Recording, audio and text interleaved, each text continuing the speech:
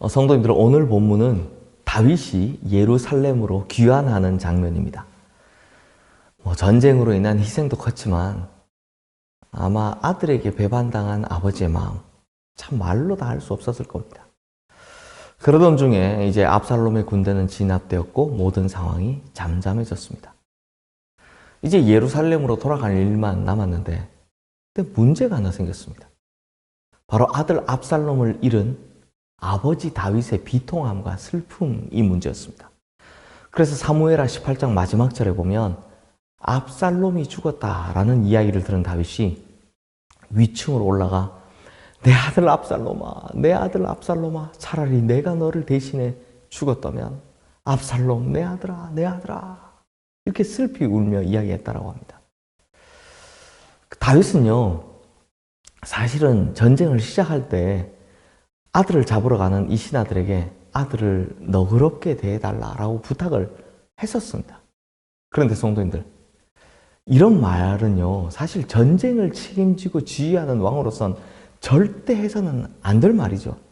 그리고 지금 다윗은 국가의 수장으로서 이 쿠데타, 반역 세력을 진압한 국가의 수장으로서 슬퍼하면 안 되는 겁니다. 이겼다고 좋아해야죠. 그리고 칭찬해줘야죠, 자기 부하들을. 그런데 지금 부정에 이끌려서 자기가 서야 할 위치를 잃어버린 겁니다. 사랑하는 성도님들, 특히 이 참 지도자나 리더의 입장에 서 있을 때 이런 것이 가장 어렵습니다. 마음속에서 이런 갈등이 굉장히 많이 일어나죠. 공의적인 측면을 앞세우자라는 마음이 있지만 이 개인적인 것들, 개인적인 측면과 이 연민이나 사랑을 앞세우자라는 갈등이 곳곳에서 있습니다. 우리 성도님들 혹시 농구 대통령이라고 불리는 허재 감독 아시죠? 이 허재 감독님이 전주 KCC라는 프로농구팀 감독으로 재임할 때 이런 일이 있었습니다. 이 허재 감독의 첫째 아들이 허웅이라는 선수가 있는데요. 원주 동부에서 선수로 뛰고 있죠. 평소에 허재 감독은 어떠냐, 화가 난 표정 같이 이렇게 이런 표정으로 그냥 일관하는 감독인데, 그래서 이 자기 선수들이, 이 KCC 선수들이 꽤 멋진 플레이를 해도 그냥 무덤덤하게 있는 감독입니다. 박수 몇 번 이렇게 치고는 그냥 표정은 항상 좀 이거 화가 난 표정입니다. 그런데 원주동부와 KCC 이 두 팀이 경기를 하던 날, 이 허웅 선수가요, 상대팀 선수잖아요. 자기 아들이긴 하지만. 근데 진짜 멋진 슛을 탁 성공시킵니다. 그때 카메라가 상대 감독인 이 허재 감독을 딱 비쳤는데, 갑자기 허재 감독이, 그 무표정하던 허재 감독이 활짝 웃는 모습으로 이 화면에 잡힌 겁니다.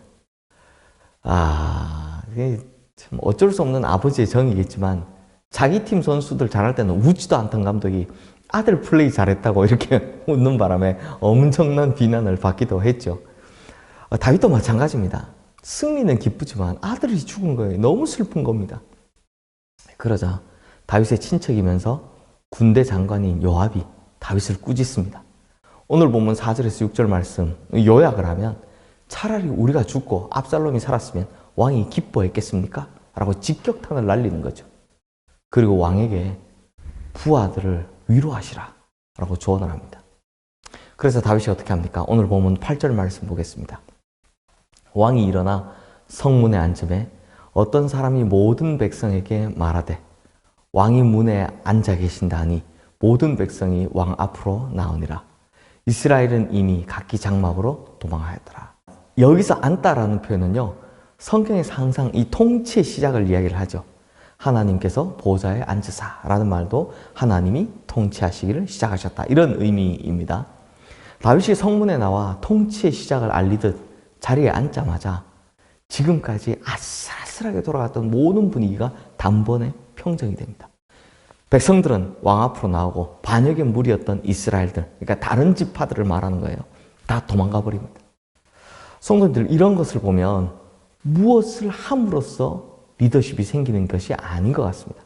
이 혼란스러울 때는 리더가 딱 자기의 위치에 제대로 앉아 있는 것만으로도 모든 어지러웠던 것들이 치유되는 경우가 있죠. 그게 무슨 말이냐? 앞서 말씀드린 대로 사적인 감정과 공적인 위치로 인해서 결정의 어려움을 겪을 때가 있습니다. 그때는 무엇을 해야 하느냐?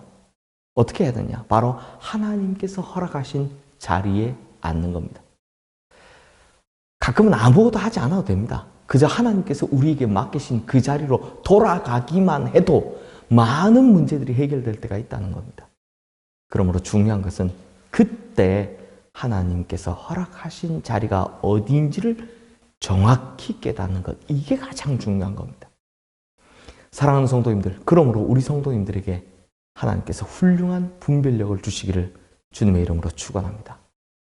인생의 수많은 갈등의 순간에 하나님께서 주신 분별력으로 하나님께서 원하시는 허락하신 그 자리에 앉음으로 모든 문제를 단숨에 해결해 나가시는 우리 성도님들 되시기를 주님의 이름으로 축원합니다. 기도하겠습니다. 하나님, 우리가 살다 보면 참 갈등이 많습니다. 이렇게 생각해 보면 이게 맞는 것 같고, 저렇게 생각해 보면 저게 맞는 것 같고, 사랑으로 생각해 보면 이게 맞는 것 같고, 공의로 생각해 보면 저게 맞는 것 같고, 참 많은 갈등 가운데 살아갑니다. 이 갈등을 어떻게 해결해야 되냐? 주님께서 오늘 본문을 통해 답을 말씀해 주십니다. 하나님께서 허락하신 자리에 앉으라. 그러므로 주님, 우리에게 훌륭한 분별력을 허락하셔서 하나님께서 허락하신 자리, 하나님께서 원하시는 그 자리를 찾아가 이 갈등의 순간에 그곳에 설 수 있도록, 그곳에 앉을 수 있도록 주님 우리에게 훌륭한 통찰력을 허락하여 주시옵소서. 그래서 이 많은 문제들이 일어날 소지가 있을 때 하나님께서 허락하신 자리에 앉음으로 이 모든 문제가 일순간 해결되는 은혜를 우리에게 허락하여 주시옵소서. 예수 그리스도의 이름으로 기도드리옵나이다.